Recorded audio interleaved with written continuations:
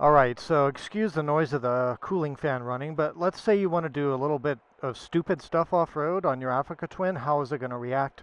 So most people will not take their 500-pound adventure bike on a trail like that, but I just want to demonstrate kind of some methods to approach this. And first we got to somehow, well, I'm going to stay up on this high part, and then I got to drop down into that rut.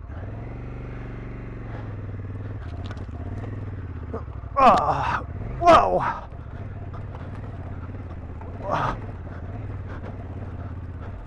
Okay. Oh shit. Okay, so I lost my momentum, so I can either go up here on the left and stay high, or I can stay in this rut. Let's do this.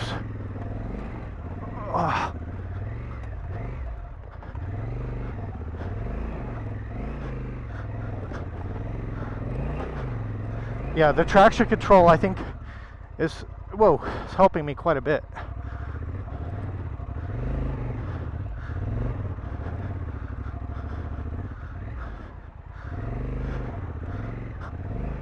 Whoa! Holy crap. Okay.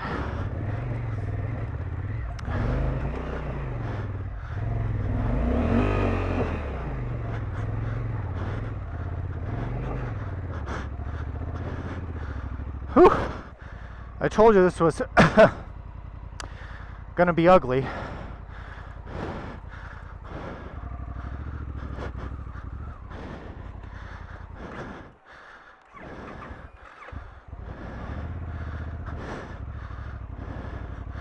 Oh shit.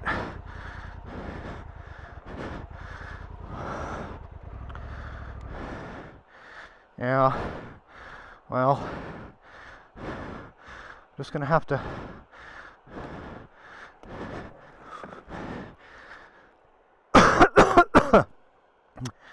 I have a cold, so I having trouble breathing. So this is the reality of adventure biking sometimes when you get in over your head.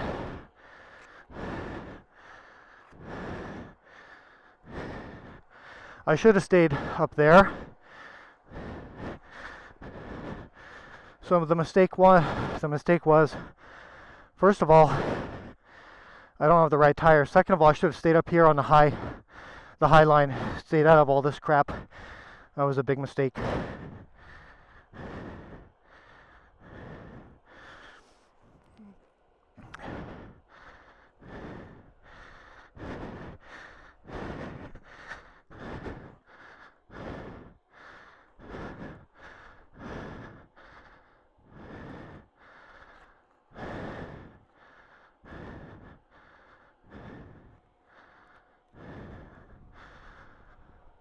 Okay, so for this situation, what I need to do is get the bike upright and then just ride out of this rut. So I'm going to put a couple rocks under the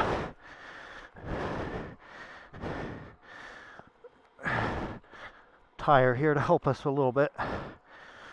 Okie dokie.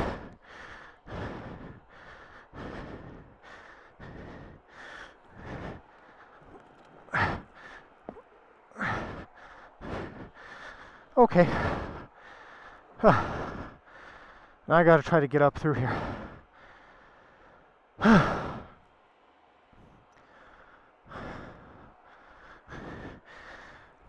See, adventure bikes are really too heavy and too big for this kind of terrain unless you're an expert, and even then it's hard. So whether it's an Africa Twin or a GS or a Tiger or whatever, they're all too heavy when you get into stuff like this. They're all too big and heavy, and to become a real liability.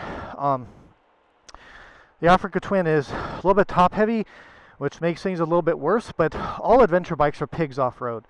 So they all kind of suck in this kind of situation. Alright. Because I'm stuck right now, I think we'll still try with the traction control and see how we go.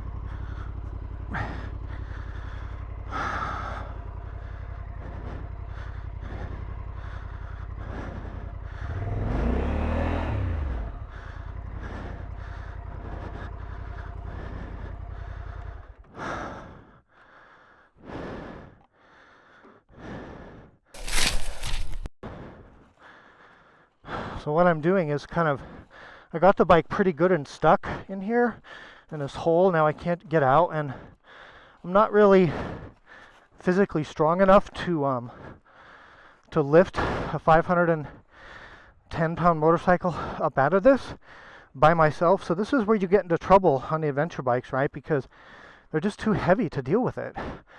On an enduro bike, it's like, oh, whatever, no problem if you mess up. But so I tried to fill in this hole because I'd like to get up out this way instead of having to go back, get the bike turned around here. So let's see if I can try to pop out of this. It's just such an extreme slope.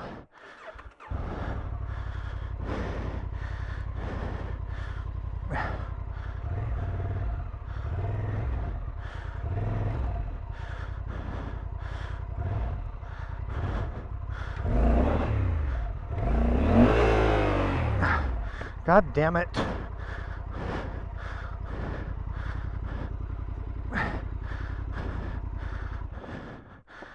I'm just stuck.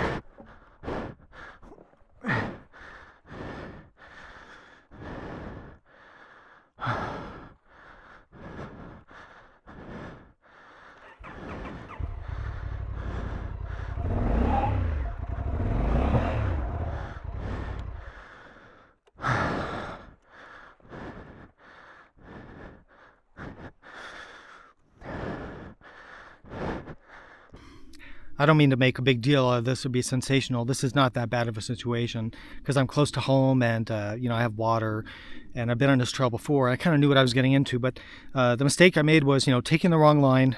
Should have taken that high line, stayed out of those deep ruts and rocks. And then also, of course, taking a bike without any protection or off-road tires or anything like that. But that's because I'm testing this bike as it is, and it's just a press bike. So let me show you a couple things. So I eventually got out of this hole down here. I had to drag the bike sideways and then just do a ton of tire spin, just shooting rocks everywhere, get up through here, and now I got it up here where I can, it's reasonable and I can take off again. So you can see the tires kind of all scraped up. A tire like this, it just doesn't have the grip to really give you traction to get you out of a bad situation. And then on the Africa Twin specifically, you can see where I scratched up the engine case here. This is really vulnerable, and I was dragging it through rocks. So if I had one of these bikes, I'd probably look for some sort of an engine protection thing to prevent it, because I worry about getting a hole in the side of the engine. It really sticks out pretty far. Of course, that's very vulnerable. The handguard is kind of just loose, not really broken. And then on that side, of course, so it's just a story of too heavy of a bike, with the wrong tires. I'm not an expert rider, so I made bad decisions. An expert rider would just pop up through here. Of course, it would be harder with these street tires. Don't ride by yourself, be prepared, all those sorts of things. Don't do what I'm doing. But again, I do this for a living, so I kind of knew this might happen, and I'm fine. And I'm 30 minutes from home, so I'm okay. But be careful out there on your adventure bike. There's a very fine line between everything is fine and then you're in over your head and you're stuck and you have to hike out or call for help or something. There's such a very fine line, and if you're not physically strong enough to lift and drag your adventure bike out of a bad situation, then you need to ride with some friends so you can get help and make sure you're not stuck by yourself.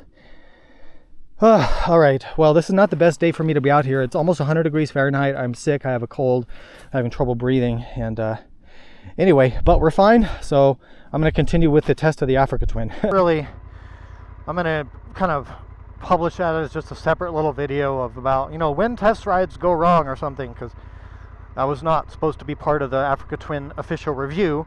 I just shouldn't be here on this bike with these tires and this hot condition without any friends and on a trail that's more for an enduro bike. So everything about this is wrong, but I do want to show that you can get through it. But man, you're going to get a physical workout, and any big adventure bike that I take through here is probably, the same thing would have happened. It's not going to be a breeze on an 890 or a Touareg either. I probably still would have had the same thing happen if I had these same tires. They're all pigs. That's kind of my point. They're all big, heavy pigs, not really designed for this.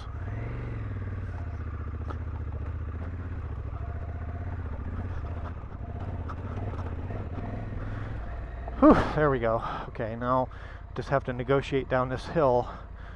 And then we're back to a normal road. Thank God. Yay, we didn't die. I just almost got heat stroke. And God,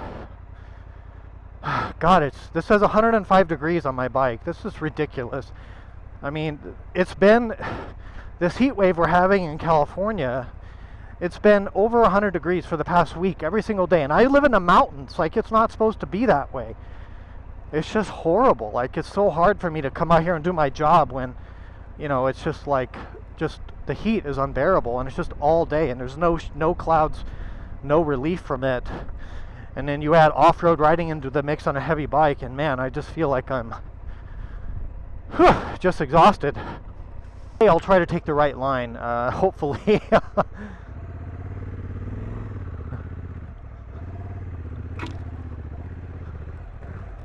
Ah.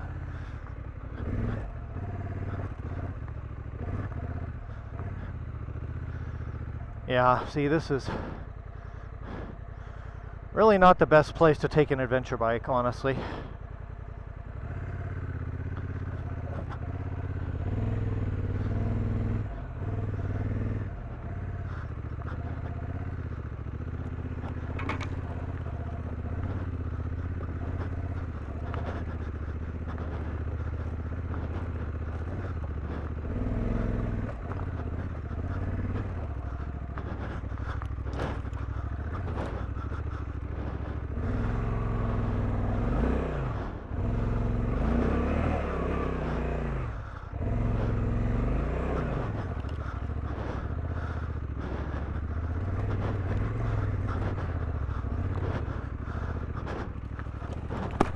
Ah,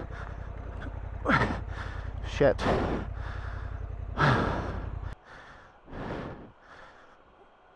Whoa, slide the bike. Whoa, okay. Now what I have to do. So yesterday I got stuck in that and dropped the bike. Everything here is like off camber, so with these street tires you just slip in. All right.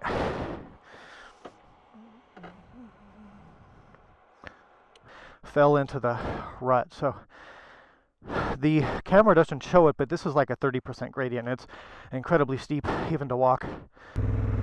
Yeah, I really like this.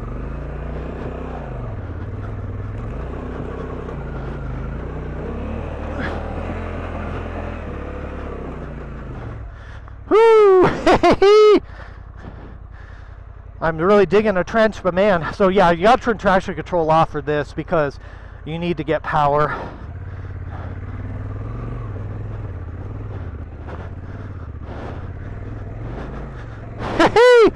Success!